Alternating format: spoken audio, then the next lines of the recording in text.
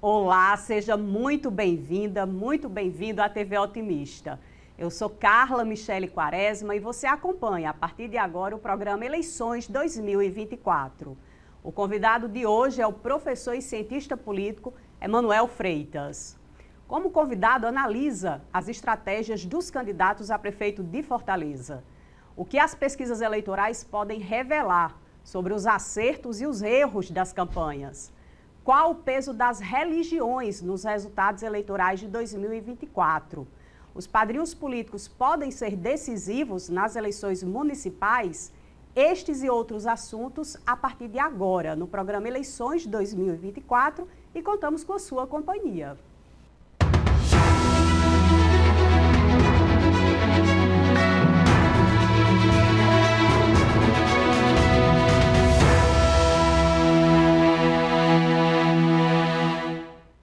Emanuel Freitas é professor de Teoria Política da Universidade Estadual do Ceará. O entrevistado é professor permanente do Programa de Pós-Graduação em Sociologia e coordenador do Doutorado em Políticas Públicas da UES. O convidado tem experiência nas áreas de Sociologia da Religião, Religião e Política, Teoria Política e Estudos de Eleições. Participam do programa aqui no estúdio o diretor de jornalismo do Grupo Otimista, Erivaldo Carvalho, e remotamente o diretor institucional do grupo, jornalista Paulo César Noronha. Emanuel, seja muito bem-vindo, é uma satisfação recebê-lo. Eu queria começar pelas estratégias, né? Um cenário extremamente competitivo, muito acirrado, e eu queria começar essa análise pelo prefeito, candidato à reeleição, que investiu aí numa roupagem na construção do personagem extremamente diferente daquilo que nós estávamos acostumados a ver na figura do prefeito de Fortaleza. Você acredita que essa construção de uma imagem mais próxima da linguagem da internet, que foi também para as outras mídias, contribuiu ou atrapalhou nesse andamento da campanha? Michele, um prazer estar aqui, Erivaldo, PC. Olha, eu acho que eu costumo pensar essa campanha de 2024 como uma mescla de 2004 e 2008. 2008 porque a gente tinha uma prefeita, que era a Luiziane Lins, disputando a reeleição e que vinha de uma aprovação ruim nas pesquisas anteriores. Em dezembro de 2007, a Luiziane tinha apenas 30% de aprovação, né? Isso também é o mesmo cenário que o Sarto veio para a campanha. Um prefeito que vem com uma avaliação não tão boa, as pesquisas de intenção de voto, inclusive, estão repetindo isso, né? A baixa aprovação do prefeito, mas ela é também uma eleição como a de 2004, porque é uma eleição marcada pela tônica da mudança, como era lá. Todo mundo queria se dizer diferente do legado do Juracy Magalhães. E aqui o próprio prefeito diz que é preciso continuar a mudar. Então, quando você tem o próprio prefeito que está disputando a reeleição, dizendo que Fortaleza precisa de mudança, e os seus adversários também vêm no encalço dele para dizer que eles são a mudança e não o prefeito, me parece que essa estratégia não foi acertada, né? Porque você produz... todo mundo está falando que as coisas não estão boas. E quando o próprio prefeito diz isso, ele está dizendo que, de fato, o copo está meio vazio, com uma terminologia que a gente utiliza. O copo pode estar meio seco, meio vazio ou meio cheio. O próprio prefeito está dizendo que está meio vazio. Isso, então, faz com que os adversários tenham uma legitimidade que é dada pelo próprio prefeito, que está assumindo que as coisas precisam de uma mudança. E penso, então, que a colocação do prefeito, não tanto... ele está competitivo, né? As pesquisas estão mostrando ele como uma das 4 candidaturas que podem ir para o segundo turno, mas em nenhuma delas ele aparece liderando. E nos cenários de segundo turno também tem apresentado ele como derrotado pelas outras candidaturas. Então, acho que o pontapé inicial que foi dado pelo próprio prefeito de falar de mudança não o tenha ajudado. Aliado a isso, você tem um prefeito que vai para a eleição com uma coligação pequena, que lhe garante um pequeno tempo no horário da TV e do rádio, né? Que prefeitos em reeleição não tinham isso. Luiziane, em 2008, ela era a candidata de todos, ao contrário da candidata de 2004, que era candidata de ninguém, só do PT, e nem do PT nacional, porque Lula, Zé Dirceu não vieram para cá. Então, em 2008, ela reverte isso e vai com a ampla coligação. O Roberto Cláudio do mesmo jeito em 2016, né? Mas agora o Sarto não. E isso se expressa no pouco tempo de TV que ele deveria ter explorado para mostrar a gestão, né? A gente pode lembrar que um slogan que a prefeitura fez circular no passado, pela primeira vez, foi a Prefis que fez. E ele estava dizendo, então, que tinha coisas que nem o Roberto Cláudio tinha feito, porque se era a primeira vez que a prefeitura fazia, então nem o Roberto Cláudio havia feito. Mas ele não apostou nisso, de mostrar qual que teria sido a marca do Sarto gestor. Ele preferiu apostar num personagem de internet, que é interessante, que a gente pensa na dinâmica da campanha, nem o André, que veio para o mundo político como um youtuber, apostou nessa faceta. O André apostou na faceta de um homem sério, que era bacharel em relações internacionais, bacharel em ciência política, especialização em direito constitucional. Então o André tentou se mostrar como, vamos dizer, um homem do status quo. Eu sou aquele que se espera, né? Sou sério, marido, graduado, etc. E o Sarto apostou nessa zoeira. E desse personagem aí de zoeira, de óculos escuros e tal, e me parece que teve uma rejeição considerável da população, porque o prefeito, em busca de reeleição, ele precisa aproveitar o tempo e a campanha para duas coisas: mostrar o que fez e defender-se das acusações, né? E tanto assim que eu vejo que no momento inicial da campanha, as candidaturas trataram de mostrar o que na prefeitura estava ruim. E durante a campanha, me parece que essa gramática foi sendo abandonada, porque me parece que o prefeito se tornou secundário. Então, as críticas a ele, por parte dos outros candidatos competitivos, Evandro, André e Wagner, foram sendo abandonados por uma crítica entre eles, né? Então, me parece que agora, por exemplo, é mais vantagem para o Wagner tentar se opor ao André do que tentar se opor ao prefeito, né? Então, eu acho que isso dá muitas mostras da estratégia que o prefeito utilizou e que não deu muito certo para ele, a julgar os números das pesquisas. Professor Manuel, seja muito bem-vindo. É muito curioso esse contexto que o senhor coloca, porque geralmente candidaturas à reeleição espantam outros agentes, né? Outros atores, né? Alguns se poupam porque julgam que reeleição é um jogo mais facilitado para quem está no mandato, vai disputar mais 4 anos, etc. O histórico das candidaturas à reeleição mostra um pouco isso, né? E nesse processo eleitoral de 2024 está como que virando uma página, como se outro ciclo, a partir inclusive dessa expressão da mudança, quisesse se implantar, né? Começar inclusive daí a quantidade de candidaturas bem competitivas, né? Mas aí veio a gestão Sarto, cometeu esses contextos que o senhor coloca, alguns erros, alguns deslizes, né?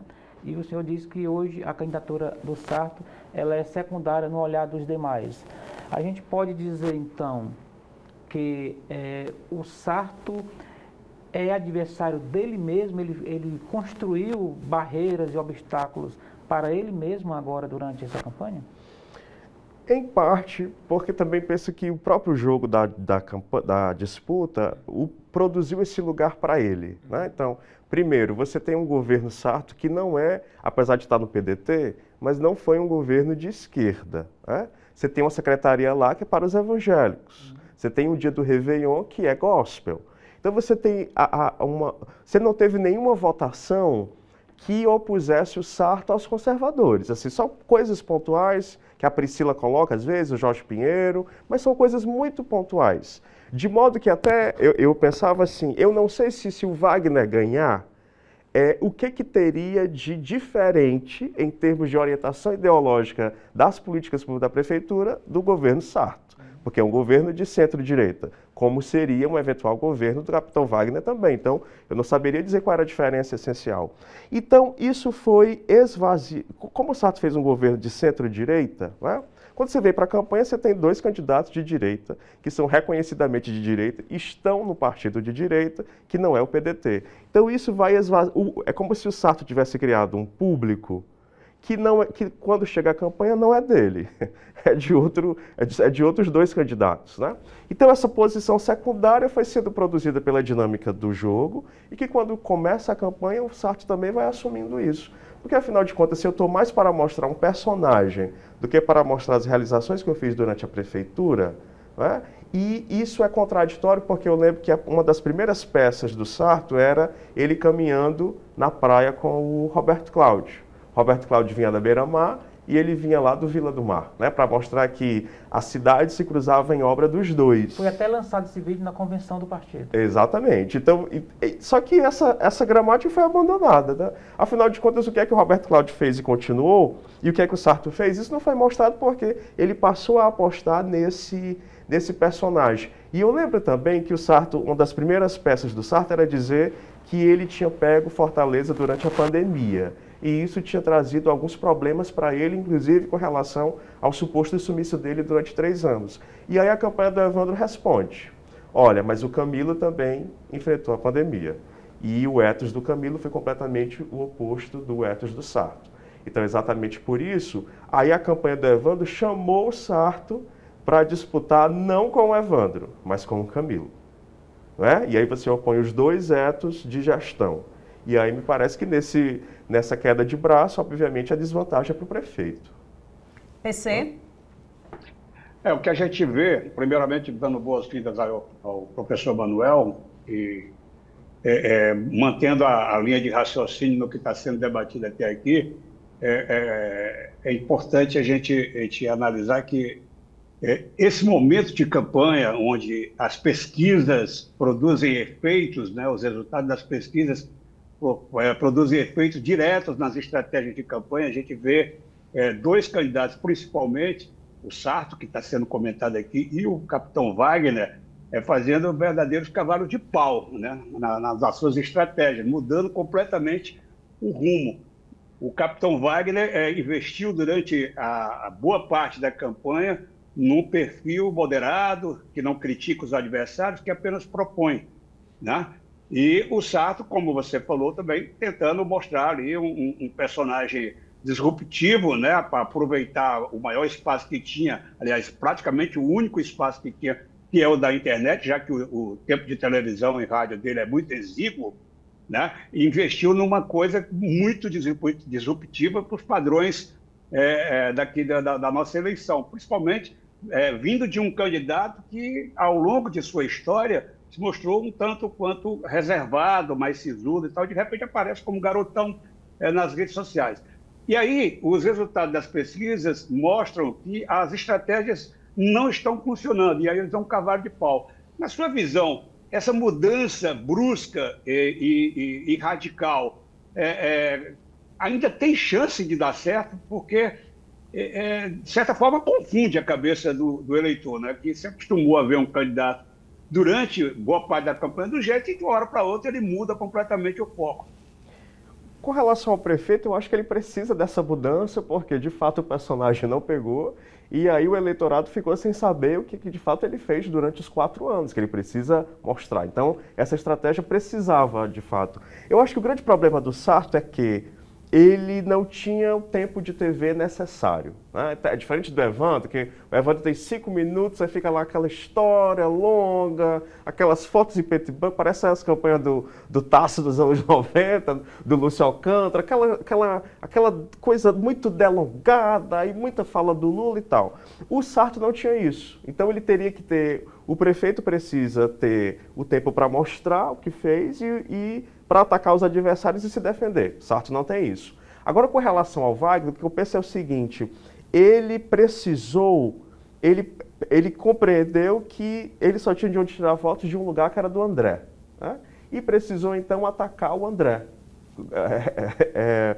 Porque a disputa está muito clara para ele, que é no eleitorado de direita. Então, o slogan que ele está falando nos últimos dias não basta ser de direita, tem que ser um homem direito. Né? O André pode ser de direita, ele está dizendo assim, o André é de direita, mas não é direito. E não é tanto que eu vou provar aqui a partir de algumas coisas. Mas o que é interessante é que, assim, então o Wagner precisava fazer isso, né? Optou por fazer, então optou por dualizar com o André, apontando possíveis defeitos de caráter, né, de coisas polêmicas, mas o que é interessante é que, se a gente observar, não tem uma crítica do Wagner quanto à atuação parlamentar do André. Então, os problemas que ele coloca lá, se a gente quiser, são da vida privada. Mesmo os problemas do André com a jornalista, né, a insinuação que a jornalista tinha trocado favores sexuais por informações. Mesmo a questão dos vídeos da namorada, são todas na esfera privada. Não tem uma crítica do Wagner ao que o André fez durante a pandemia como parlamentar, aquele negócio lá de Porto de Galinhas, a suspensão que ele fez aqui na Assembleia, que ele teve na Assembleia Legislativa por acusar, caluniar um deputado. O alinhamento do André com o bolsonarismo, as críticas do André à vacinação, você não vê isso na crítica que o Wagner faz. Por quê? Porque eles eram do mesmo espectro ideológico. Então fazer essa crítica seria fazer uma crítica a si mesmo, né? Então, me parece que é o que restou para ele, né? Dar uma mudança na campanha, de mostrar, fazer uma anticampanha, né? Como a gente chama lá na ciência política. Fazer uma campanha negativa do seu adversário, mais do que mostrasse. Porque ele fez uma campanha propositiva, eu penso que também a campanha na TV do André é propositiva. Outra coisa é dizer que essas propostas são boas, mas essencialmente é uma campanha propositiva, do mesmo jeito que a do Wagner. Só que chega um momento, então, que ele precisa atacar, porque o Wagner, ele entrou na campanha como entrou em todas as outras. E talvez até mesmo aqui no Otimista vocês tenham feito essa pergunta a ele, que é qual? O Senhor sempre chega em primeiro lugar e o Senhor sempre desidrata. Assim foram as 3 últimas eleições. As 2 para a prefeitura... Mas tem uma diferença, professor, só para fazer esse ponto, é que nas outras campanhas ele entrava também em primeiro lugar, mas ele não entrava, digamos assim, desprovido desse sentimento de crítica. Pelo contrário, ele entrava batendo, criticando a sua mudança, a sua diferença e tal. Nessa ele entrou blasé. Então, é uma diferença substancial de comportamento, sim, como se achasse que, e aí vai na minha cabeça o erro de percepção deles é de que o André seria capaz de tirar-lhe votos. Porque ele praticamente desconheceu ali o André no primeiro momento, tratou o André ali como uma pessoa que vai fazer ali a campanha dele e depois vem me apoiar no segundo turno. Talvez essa tenha sido o grande defeito da interpretação dele, e quando foi olhar, a coisa já estava bem adiantada. Sim. Emanuel, vou pedir para você segurar um instante, nós vamos para um rápido intervalo, mas voltamos em instantes com o programa Eleições 2024.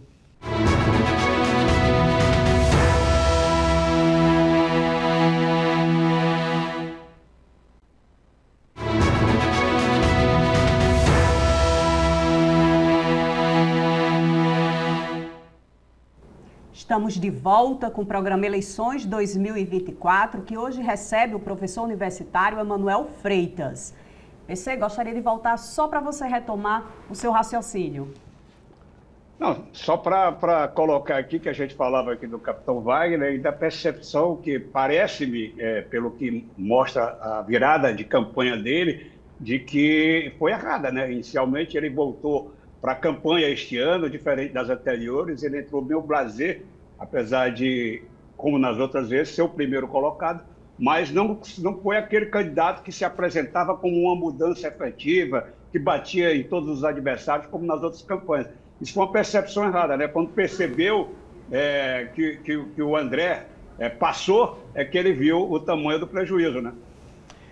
Sim, hoje tem 2 coisas aí na sua fala. Primeiro, aquilo que eu tinha dito antes, que no meu entendimento, um eventual governo Wagner não seria muito diferente em termos de orientação ideológica de um governo Sarto.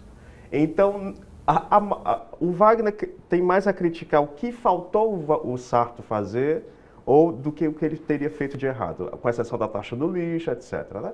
Agora, com relação ao André, eu acho que todo o status quo da classe política do Ceará, de Fortaleza, da imprensa, dos comentadores políticos, achavam que o André ia ser um radical durante a campanha e que isso iria desidratá-lo. Não foi o que aconteceu. Ele se apresentou como tudo, menos como um radical. Ele é propositivo, ele é centrado. Tanto assim que o George e o Tércio têm tentado nos debates apresentar isso para o eleitor como se fosse um treino de marketing. De fato pode ser. E se for, foi muito bem feito, né? Mas ele não tem sido radical. e não sendo radical não tem afastado o eleitorado dele. Então aí, porque talvez essa postura agressiva se esperasse dele, não é? E aí o Wagner deixou, talvez tenha pensado que ele faria isso e não incorporou esse ethos do acusador. Com o decorrer da campanha e o crescimento vertiginoso do André, ele precisou mudar a estratégia. Então eu preciso atacar aquele de onde eu perco voto, né? Porque talvez isso estaria claro, né, para ele, porque o grosso do bolsonarismo em Fortaleza e no Ceará marchou com ele na eleição de 20, sobretudo, né? Eu lembro de uma live que foi feita sobre o aborto, que era o Girão, a Priscila, Jaziel, Silvana, André, Reginaldo, todo mundo com Wagner. Então o grosso do bolsonarismo estava com ele. Do mesmo jeito em 2022. Então, se eu sei que o grosso do bolsonarismo agora tem um candidato que é o André, seria óbvio para o candidato Wagner que essa fração considerável do seu eleitorado não estaria com ele. Não é? Então, que ele precisava procurar um outro direcionamento, um outro segmento do eleitorado. Que me parece que aí foi a chave que ele não deu. Não é? E talvez essa postura... Perdeu o time, né? Isso. Aí talvez essa postura mais centrada tenha sido exatamente para isso. Me parece que também tem erros grosseiros dele. Por exemplo, se eu estou disputando o eleitorado de direita com o André, como é que eu vou dizer que vou me aconselhar com a Luiziane? Emanuel, eu queria, já que você tocou nessa pauta aí dos costumes, essa pauta conservadora, eu queria entender melhor esse fenômeno da contemporaneidade. É claro que mesmo com a Constituição do Estado moderno, as religiões nunca deixaram de se preocupar com o campo da política, mas como é que você percebe hoje essa influência das diferentes denominações religiosas no campo eleitoral? Aqui em Fortaleza, por exemplo, isso pode ser decisivo? Isso pode ajudar a eleger um candidato? Pode, porque a identidade religiosa nas últimas eleições, ela foi deixando de ser um traço religioso para ser uma identidade política. Então, hoje eu dizer que sou cristão, que sou evangélico, que sou católico, por exemplo, diz mais ideologicamente em termos políticos do que religioso. Se a gente pensar, uma figura como o Pablo Marçal, ele se apresenta como um cristão, mas ele diz assim, eu não sou cristão de igreja. Então ele é cristão de quê? De outra coisa. E essa outra coisa é a ideologia política. É cristão não praticante, né? Exato. Aquele rapaz que matou lá o cara em Foz do Iguaçu, você tinha lá no Facebook dele, tal, cristão, patriota, tal. Cristão. Aí quando você vai buscar as postagens dele do Facebook, não tem uma postagem dele na igreja. Nada. Então significa dizer o quê? Que o cristão dele é ideológico, como a esquerda, direita, bolsonarismo, etc.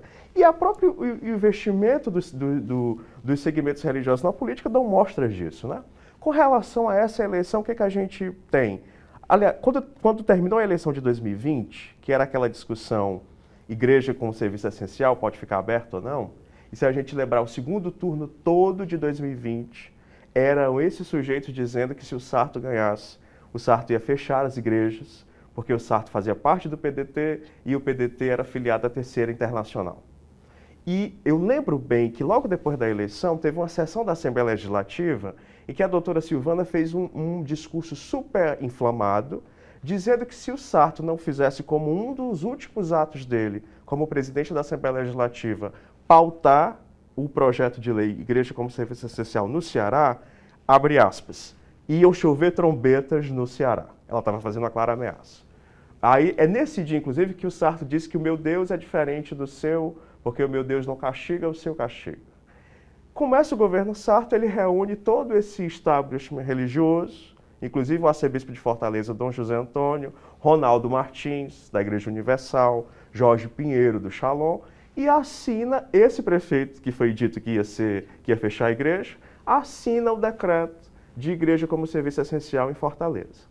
Pula para 2024. Sabiamente, penso eu, que o governo do Estado sabia que o Evandro, como candidato petista, e tendo o André, que é filho e neto de pastor, do mesmo jeito que o Sarto, que tem um forte apelo religioso. E o Sarto, que fez um governo que contemplou bastante os interesses desse segmento, o Evandro teria uma desvantagem, não pelo Evandro, né? Porque o Evandro é um homem de centro, né? mas por conta do PT, que já tem a imagem de ser anticristão. Então me parece que aquele evento lá do apóstolo Luiz Henrique, que o governador vai lá e anuncia que vai distribuir Bíblia nas escolas, me parece que aquilo ali foi uma jogada de mestre. E até escrevi na época, inclusive no Otimista, para blindar o candidato, não o Evandro como Evandro, mas o candidato do PT. Porque se o governo do PT está prometendo distribuir Bíblia, eu não posso dizer que esse governo ele é inimigo dos cristãos, né? Então, protegeu. No que protegeu, você não teve a gramática religiosa utilizada na campanha até que o Wagner a utilize contra o André. Então, isso é interessantíssimo, porque o candidato do PT não teve nenhuma anticampanha em termos religiosos. Por quê? Me parece, o anúncio do governador blindou o Evandro. Quando é que a gramática passa a ser utilizada? Entre os candidatos de direita, para dizer que tem um que, apesar de ser direita, apesar de ser cristão, mas ensina coisas erradas aos adolescentes, né? E aí o André escolhe uma vice, que é da comunidade Shalom, que utiliza bastante a gramática religiosa, e o Wagner escolhe uma vice que é da Assembleia de Deus, nora e esposa também de um presidente de uma assembleia. Então, é interessante porque, diferentemente das outras eleições, nesta, a eleição tem sido utilizada para contrapor os candidatos do mesmo espectro. E aí, o que eu tenho observado? Que várias igrejas têm, desde setembro, realizado inúmeros eventos. Encontro de mulheres da igreja tal, encontro de mulheres da igreja tal, aniversário disso, aniversário daquilo, e tudo isso são oportunidades para que os seus candidatos possam estar lá discussando para os irmãos. Né? Professor, teve um evento que os dois candidatos da direita estiveram presentes no mesmo evento. Exatamente. E o pastor fez questão de dizer que estava com o André. A Expo Evangélica. E o Wagner se levantou e foi embora. Exatamente. E isso ajuda também os candidatos a vereador, né? Porque muitos têm essa base religiosa. Por exemplo, lá no Maracanã, a Silvana está fazendo, candidata lá à prefeitura. Eu fui para a convenção, tenho acompanhado, disse até na época da convenção, fiz uma pergunta, um artigo com o título de pergunta, se ela ia fazer uma campanha só para evangélicos. Tem sido assim. E o que é interessante é que visita a igreja todo dia de Maracanã. E o que é interessante é que quando você pega o material de campanha dela, você tem ela, o vice e o Jaziel. Por quê? Porque, primeiro, eu acho que ela sabe que não vai ganhar. Assim, enfim, a disputa ali é muito, como é que eu posso dizer, descompassada. Marcar território, né? Exatamente. Mas ali já é uma aposta para a campanha de deputado, para aumentar a base ali em Maracanã. Exatamente. Professor, quando o senhor coloca que a religião hoje é um ator explícito da política, estamos falando de algo, um certo olhar crítico, pernicioso ao desequilíbrio da disputa eleitoral, como, por exemplo, em algum momento, estudiosos já falam do chamado abuso de poder religioso, sim, né? Sim. Para esse locus que estamos andando, nessa discussão em que a religião é cada vez mais central nessas disputas que o senhor descreve? Sim, a legislação proíbe que seja feita campanha dentro do templo. Isso. Né? Mas isso é feito abertamente de modos os mais diversos. Né? A visita de um candidato e não de outro para o meu templo, né? Vou pegar aqui a Canaã, lá no dia 7 de setembro, fez um grande evento ali no Castelão, e quem é que estava presente? Era o André. Então, assim, e estava presente no altar. Então, mas o André não estava lá pedindo voto nem nada, mas a própria presença dele, o anúncio da presença dele, o convite para que o pai dele, que é deputado, fosse um dos oradores, isso é mais do que campanha, não precisa outra coisa. O Wagner não estava lá, o Evandro não estava lá, o Sarto não estava lá. E não sei se o fossem, se estariam no altar ou se seriam anunciados, entende? Então essa é uma temática importante. Na eleição de 2020, pouco antes da eleição, o ministro Fachin começou a pautar, depois o STF abandonou a discussão porque sempre que a discussão é feita, ela é representada pelo segmento religioso como uma afronta à liberdade de crença, né? Como não está muito delimitado o que é e o que não é, então qualquer avanço na legislação nesse sentido, que é uma questão importante que deve ser enfrentada, né? Porque eu recebi alguém dizer, lembro da eleição de 2022, lá o presidente da Convenção das Assembleias disse que o Lula tinha um laço com o diabo, né? E o Lula não está lá para se defender. E recebe o presidente Bolsonaro para dizer que ele é ungido. O Silas Malafaia, durante o aniversário dele em 22, ele recebe o Bolsonaro e faz lá uma leitura do livro de Juízes, que dizia assim: Deus levantou Jair e ele governou 22 anos sobre o povo. Aí o Malafaia disse assim: não sou eu que estou dizendo, é a Bíblia. Então, faz uma manipulação grosseira, né? Não é o Jair Bolsonaro, entende? E faz a ilação de que o número 22 está lá no Antigo Testamento.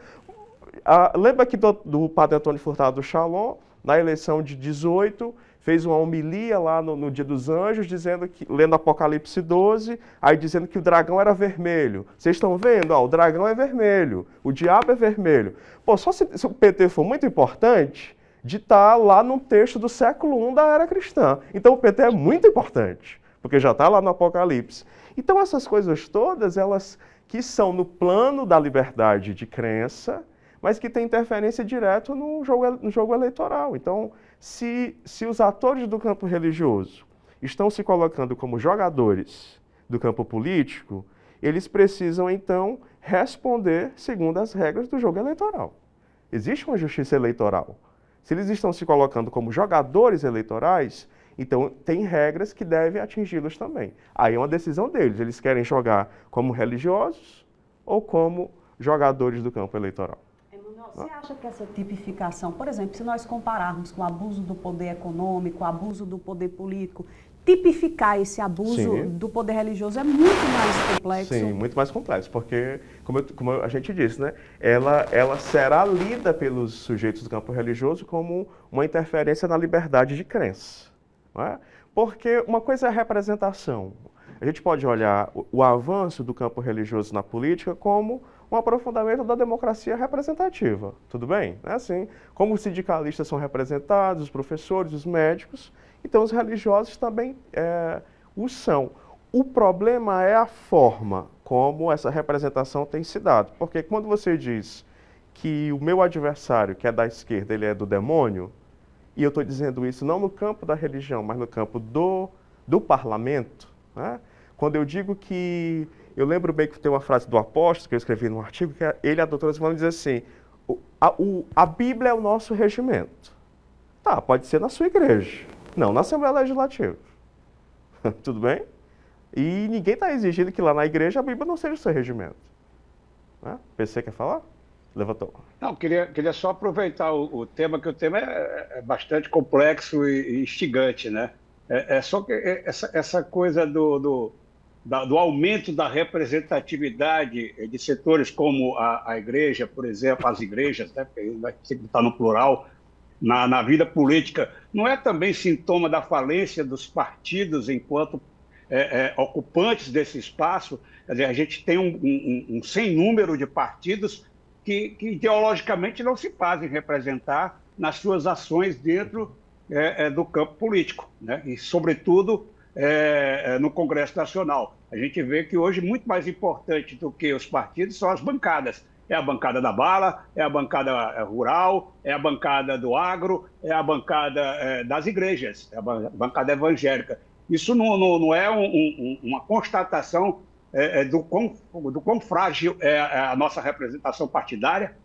Emanuel, nós voltamos com essa discussão no próximo bloco. Vou pedir licença mais uma vez. Nós vamos para um rápido intervalo. Em instantes, estaremos de volta com o programa Eleições 2024.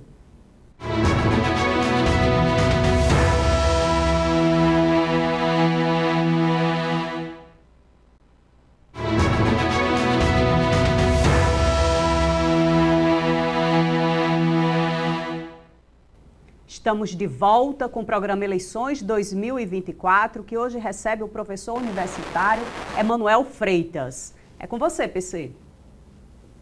Não, só gostaria de reiterar o que eu falei no bloco passado, só da questão do crescimento dessas bancadas identitárias, da bancada da religiosa, a bancada da bala.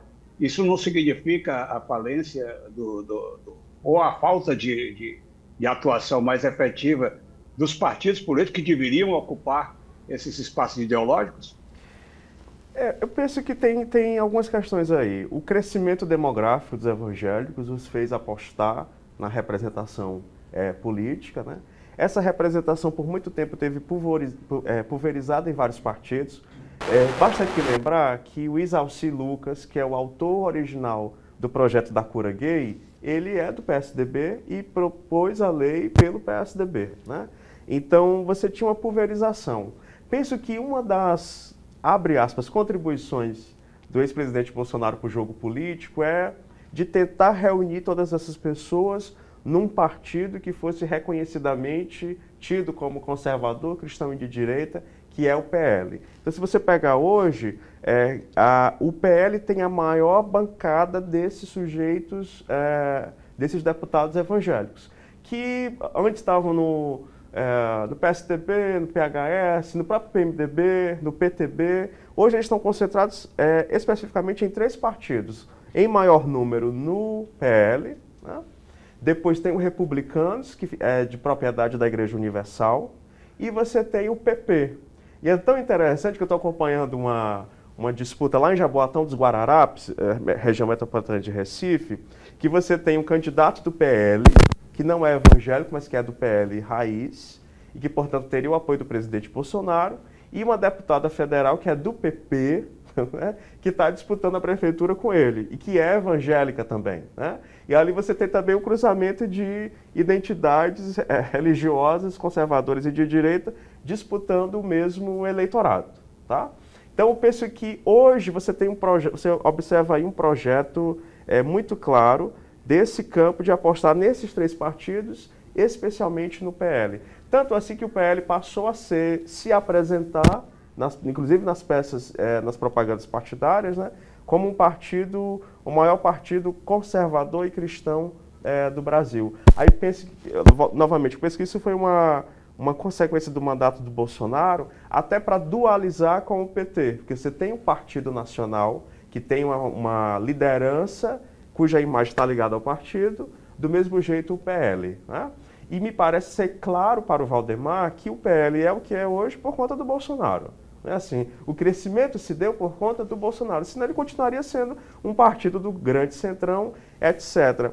E aí, voltando à pergunta do PC, para que esses sujeitos cresçam numericamente na representação política, eles precisam então apontar o seu alter ego, o polo oposto.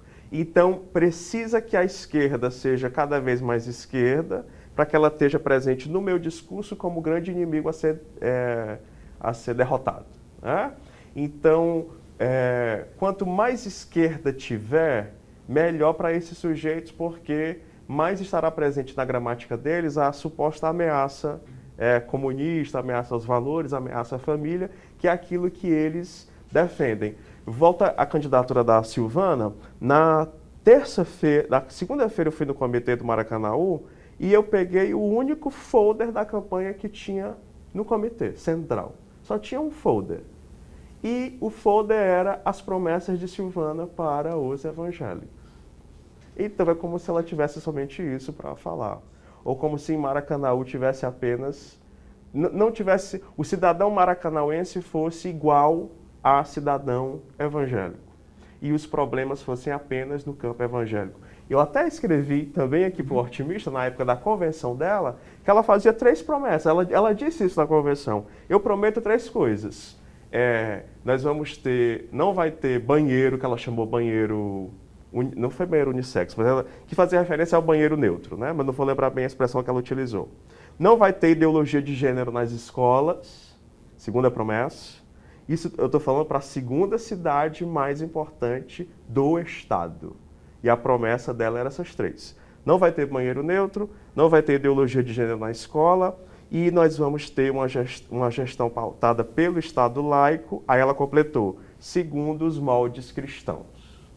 Então, um Estado laico, segundo os moldes cristãos, é um Estado para o cristianismo. Né? Então, aí é interessante porque parece que caiu do céu para ela o vice do Roberto Pessoa ser do PT. Por quê? Porque ela não fala do Roberto Pessoa, ela só fala do PT. Entende? Ou é o Roberto Pessoa que gera a cidade, é ele que comanda há 20 anos, mas o Roberto Pessoa não está presente na crítica dela. O que ela está prometendo? É livrar Maracanaú do PT, porque o PT representa uma ameaça. Então, eles precisam, né, desse fortalecimento da esquerda enquanto ideologia. Quanto mais consistente for isso, melhor a marca do adversário que eu vou pintando para o meu eleitorado.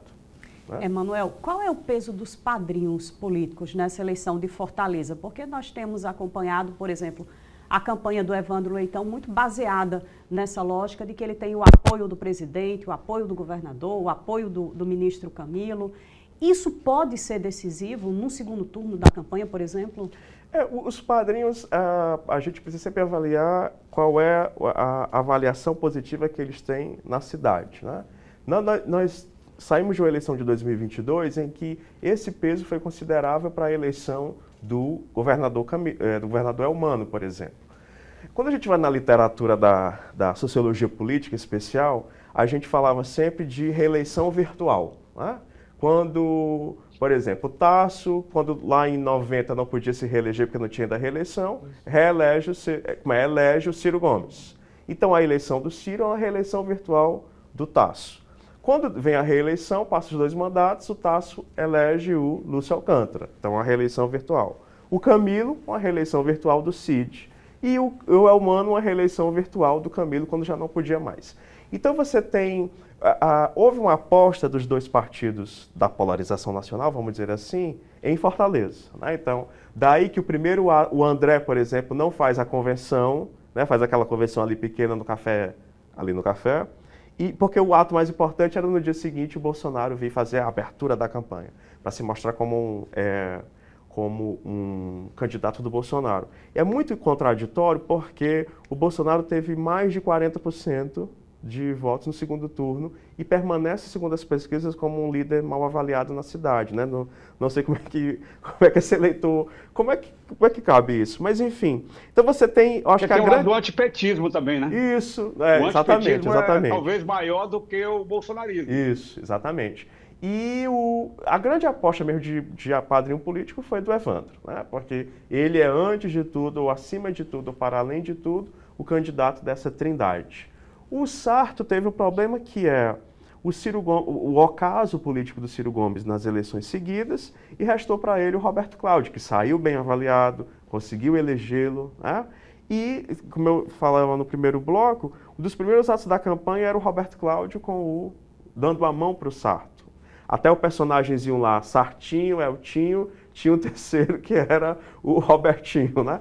Então estava clara a utilização do Roberto Cláudio como um padrinho político do Sarto. O Wagner ficou sem. Por quê? Porque quem poderia ser o seu padrinho, quem foi o seu padrinho, na verdade, nas 2 eleições anteriores, foi o Bolsonaro, apesar dele não utilizar, mas o Bolsonaro teve aqui, gravou vídeo, embora ele não tenha levado para a TV. Então, nessa eleição, ele fica de fora, né? Não tem um padrinho político para explorar. E o André tem aí o Bolsonaro. Então, e tem uma outra pessoa que eu acho que é interessante a gente pensar, que não apareceu ainda, mas que é a Luiziane, que permanece como uma líder. Que eu penso que a Luiziane poderia ainda acrescentar, fazer um plus na campanha do Evandro, porque tem aquele eleitor que é dela e que não é do PT. Né? Luiziane é muito bem votada na cidade de Fortaleza para deputada federal. Né? Então, me parece que ela ainda poderia ali acrescentar alguma coisa em termos de votos que o Evandro ainda não tem. Daí eu acho que, por isso, a sua resistência. Não é assim, de se mostrar, porque talvez se ela tivesse aparecido desde o começo da campanha, ela não conseguiria mostrar o seu potencial para esse PT que a pôs de lado. Então, acho que ela precisa, de fato, assim, guardar-se, né, para mostrar onde é que a participação dela, de fato, é essencial. Então, voltando à pergunta, Michele, eu acho que os padrinhos jogam um peso importante. Né? Algumas pessoas costumam dizer, até pela aquela frase da Luiziane mal interpretada, de eleger um poste, As pessoas costumam dizer que aqueles que precisam de padrinho são meros postes. Na verdade, não é isso. O homem político ou a mulher política tiram a sua força do grupo. Né? Então, ele precisa mostrar-se, uma pessoa que se mostra isolada, né, que não tem uma coletividade que legitime o seu projeto, e que o seu projeto seja tido como um projeto de uma certa coletividade para quem ele vai prestar contas antes de prestar contas para o eleitorado maior da cidade, eu acho que isso é importante. Né? Isso mostra a capacidade de diálogo que ele tem com as pessoas do seu próprio espectro, né, do seu próprio grupo partidário, para depois se mostrar para a cidade. Professor, se a gente projetar um segundo turno, que provavelmente, né, vai ser o cenário do dia 6, no final ali da apuração, enfim, a gente pode dizer, conforme a média geral das análises vem colocando, que teremos um representante de cada lado ali da ala eleitoral, um mais da centro-direita, outro mais da centro-esquerda, colocando em nomes André ou Leitão, ou Sarto. Exatamente. Olha, um lado Sarto, Evandro, do outro lado André e Wagner. É mais ou menos por aí? O que as pesquisas têm dito para nós é que a gente não sabe, né? Pode ter dois de mesmo espectro, dois de espectros distintos. Ou as duas máquinas, no caso, né? Ou as duas máquinas, exatamente. A máquina da prefeitura e... Eu acho que, como dizem os números, né? Tem cada um aí um quarto do eleitorado, se jogar os votos válidos, mais ou menos um quarto. E a eleição vai ser como a de 2004, que a gente foi dormir no sábado, com a pesquisa completamente embolada, Luiziane, Inácio Moroni e o Cambraia. Né? E só foi saber no dia seguinte. Luiziane tinha 15%, né, nas pesquisas às vésperas do segundo turno, e de repente estava no segundo turno e ganhou a eleição. 2012 também foi uma loucura, né? 2012 também, mas menos competitiva do que a de 2004, né? Porque ela se concentrou mesmo no Moroni, no Roberto Cláudio e no Elmano. Né? Desculpa, no Roberto Cláudio, no Elmano e no Heitor Ferrer. Foi o Heitor Ferrer que quase ia para o segundo turno. Então eu penso que vai ser como 2004. Para mim, tudo pode acontecer. Né? Pode ter uma disputa entre a direita, entre a esquerda, ou entre os dois espectros. Né? Pode ter uma disputa polarizada ou não. Agora, o que é interessante é que as pesquisas têm apontado que quando o segundo turno ele é simulado no mesmo espectro, tipo Sarto e Evandro, ou Capitão e André, é o segundo turno que tem mais voto nulo. O que significa dizer que não tem um espectro que seja majoritário na cidade. Né? Porque se tem maior voto nulo é porque mais respondentes estão dizendo que essa disputa entre os dois não me interessa, porque nenhum dos dois me representa. Então, talvez isso é que pode levar ao segundo turno ser disputado entre os dois espectros diferentes. Entendi. E não entre os dois. Né? Mas eu não diria que seria uma disputa que não poderia acontecer, não uma dá disputa cravar nada, né? intra-direita ou intra-esquerda. Entendi. PC?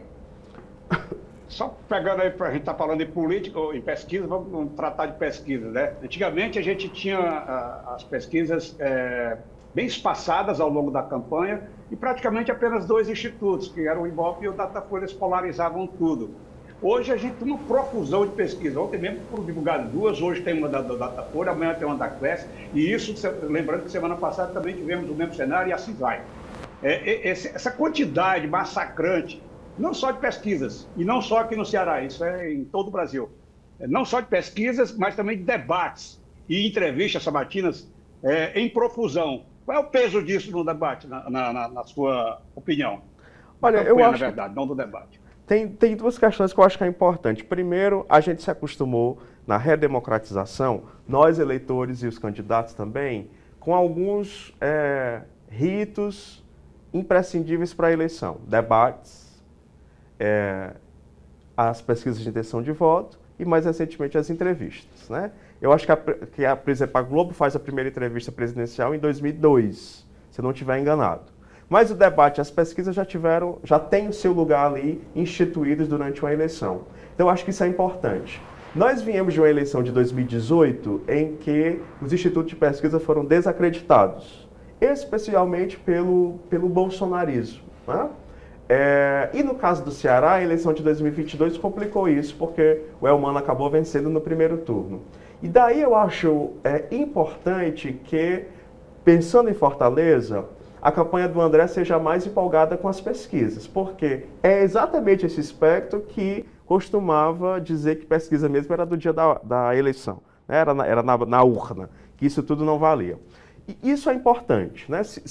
Ontem mesmo as campanhas já estavam divulgando o resultado da Atlas, então eu acho que isso mostrou que nesse momento a gente saiu de uma crítica geral às pesquisas para um aproveitamento delas pelos candidatos, pelo menos aqui em Fortaleza. Da crítica geral para a crença geral. Né? Isso, exatamente, porque se ela está me mostrando competitivo, então passou a fazer parte, se a gente for em cada uma das 4 candidaturas, está lá na rede social dos candidatos o meu número na pesquisa tal. Então, me parece que eles estão dizendo que elas são importantes sim, e passa esse recado para a sua militância e para o seu eleitorado.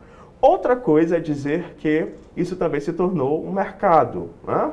E às vezes um mercado descomprometido. Eu estava vendo o registro de uma pesquisa no TRE e que a pesquisa custava quase R$1 milhão, né? E disse, nossa, de fato uma pesquisa ela dá muito dinheiro para alguém, né? Então, daí que se explique que nós temos institutos sérios, mas também nós temos institutos que têm aproveitado essa onda para ganhar muito dinheiro. Emanuel, nós queremos agradecer imensamente por sua disponibilidade, por seu tempo. Tivemos uma aula aqui hoje. E agradecer, sobretudo, a você que tem nos acompanhado no programa, esperando sempre contar com a sua audiência. Até o próximo.